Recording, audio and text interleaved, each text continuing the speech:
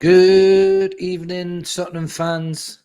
Is this make or break for Thomas Frank this weekend versus Fulham? Have I been too hard on Richarlison? Are injuries the reason why Spurs have had such poor form in certain games? And who do I think is going to win this weekend? Tottenham versus Fulham. All that in today's video. If you're new here, please hit that subscribe button. I'm on the road to 4,000 subscribers. Thank you to everyone that's contributed to this channel so far. Please hit that like button. It really gets this channel seen more to other Spurs fans. Now, let's just get straight into this video. I know I don't like to muck about when I start my videos. I just like to get straight into it. So, first of all, let's talk about this. Is this make or break for Thomas Frank? Now, what do I mean by that? Now, what I mean is for a long time this season now, we've had these very, very poor performances. We've had these performances with the XG of a 0.07 against Arsenal and a 0.12 versus Chelsea, no attacking threat whatsoever. And it's been more than frustrating for Spurs fans to watch. A lot of Spurs fans are saying it's too boring, it's too pragmatic, it's too defensive. There's no ambition, there's no to do is to dare. And Spurs fans are getting frustrated with it. But then when we played against PSG, we saw the complete opposite. We saw Spurs going for it. We saw Spurs trying to score goals, and we were competing against one of the best teams in European football, in my opinion. So Spurs fans calmed down a little bit after the PSG game. But if we go into the Fulham game and we are back to the 0.12 XG at home to Fulham, I do think Spurs fans will start losing their patience, and myself included. If we're playing Fulham at home and they're doing all the attacking, we don't have any shots on target or any shots in the first half and second half, and Fulham completely dominate us, then I'm really going to start losing my rag with this manager, because he's just proved it. We can score goals. He's just proved that if we play attacking football, we're a much better side. Playing pragmatic doesn't suit any of our players. It doesn't suit Van der Ven or Romero because they like to be on the front foot. It doesn't suit your Doggy or Porro because they like to get forward. It doesn't suit Jed Spence when he's on either because he likes to get forward. It doesn't suit Archie Gray, doesn't suit Bergvall, doesn't suit Sarr, doesn't suit Mawani, doesn't suit Odegaard. So it does. You get the picture. It doesn't suit our players to play defensively pragmatic football. It does not suit us. So play to our strengths. Get us on the front foot. It's amazing what happened when we got Richarlison and Mawani in the game. They absolutely ripped PSG apart at some points of the game. So especially Mawani. Get the ball to them, get the ball to our number 10, get the ball to our wingers, and we will create problems for the opposition. There's too much that we've been doing that is too pragmatic, trying to think about what the other team are going to do, trying to nullify the other team, rather than working on our strengths and making them worry about us. And that's what Frank needs to do against Fulham for us to have that make or break situation. He could make it if he plays attacking football and gets that victory against Fulham. It could be a turning point for Spurs.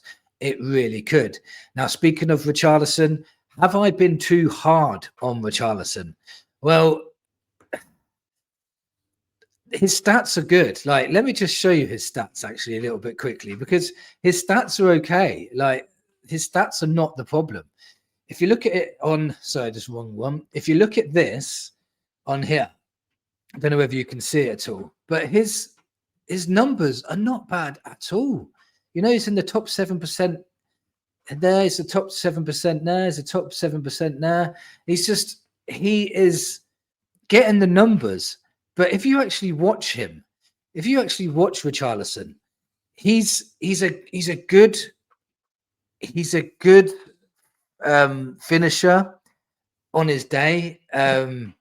He can hold up the ball really well on his day. But if you watch some of his other games, sometimes he could be so poor. He gets the ball, he falls over, he doesn't link up at all. He doesn't, his passing is poor, his finishing is poor. So I think it's the consistency that's the problem with him. He can score wonder goals. He's a one-man Puskas award at the moment. He scored that overhead kick against Burnley. He scored that 50-yard goal against Arsenal. He's trying to win the Puskas award all by himself. Now, he's doing okay. Like if you go back to these stats, the stats are looking good, but on the eye, sometimes he just looks so laboured and so that, like, for example, I saw him playing against, I can't remember, I think it was Villa, when Jed Spence got the ball and he tried to play it forward, and Richarlison was just standing in an offside position and he wasn't moving anywhere. So for me, that was really frustrating. There was another time when he kept getting the ball against Bournemouth and he just kept falling to the floor, never winning any free kicks at all, putting us back under pressure. The ball kept coming back at us. But then in other days, he gets an overhead kick against Burnley. He gets that 50-yard goal against Arsenal. He has a great performance against PSG and scores against them. He scored in the last 3 games as well. So am I being too hard on him? Is he having poor performances in between these good performances because he's getting overplayed? That might be a thing as well, because we haven't had any strikers. Since he's been getting a rest, he's actually been playing a lot better. So hopefully it was just a rotation problem and not a Richarlison problem. I'm trying my hardest to not, jump on him too much, because when he does good things, I need to praise him just as much as I don't praise him when he's not doing good things. So I just wanted to point that out and say that, maybe I'm being too hard on him, and I'll try and get behind him a little bit more if I can. So are injuries the reason for our poor performances? I just touched on that with Richarlison. Now, at one stage, we had 13 players missing, and it's not easy to play 2 games per week with Thomas Frank trying to implement his ideas, his philosophy, his tactics with half a squad. The other half are not getting these tactics because they're not on the pitch to actually learn them. He can't rotate as much as he wants to, so he can't have that intensity he wants every single game, because obviously they've just played 3 days prior, most of the players there. But it's not all about that either, because other clubs do this as well. Like, other clubs are in Europe, other clubs are in the Champions League and Europa League, and they don't put in some of the performances we've put in. And some of the performances we've put in have been very, very lackluster. Like, no attacking play whatsoever. No, the strikers, we've got some good forward players, but the forward players were just not getting it. Is it because Thomas Frank is not playing the right system? Is he still trying to tinker with the team to find out what his right system is? Now, when Bergvall and Gray came in against PSG, they were absolutely outstanding. They were so good. You got to think they're only 19 years of age and they're playing against world-class midfielders, and they held their own. Maybe give them more game time and see what they can do. Sarr was decent as well. I know he made a couple of mistakes, but he was decent most of the time in that game. Gray and Bergvall actually shone. They were getting in behind the defense. They were doing 1-2s. They had a lot of telepathy. They were playing pretty decent football. Maybe they need to get more time. Maybe now there's no excuse, because we've got a lot of players come back now. We've only got a couple of injured players. I think it's only Solanke, Madison, and Kulu. They're the only ones that are injured now. There's not many excuses left for Frank. So he needs to go into the Fulham game, all out attack, lots of energy, high press, and try and go for the win. We are playing Fulham at home. We should be going for the win. So let's just hope that he does. Now, will Tottenham beat Fulham? That is the question. Well, they should. And the one massive key worry I have is Fulham haven't won away this season. And what they're going to go around now on social media. Dr. Tottenham's going to produce for Fulham now. I just really hope that doesn't happen. Fulham are really bad on their travels. We are really bad at home at the moment. Both collide. Something's got to change, and I'm hoping it's our home form that changes. That PSG game should have gave us a lot of confidence. We should be going into the home game now real confidence. We should be playing the likes of Archie Gray and Bergvall again. They deserve another chance, especially against the Fulham midfield that's nowhere near as good as the PSG midfield. They might be a lot more physical, which might affect them, but they are honestly should deserve to get a chance. Paulinho got rested, so I think Paulinho will play with either Bergvall or Gray in the midfield, and I think Xavi should come in. He's got a rest.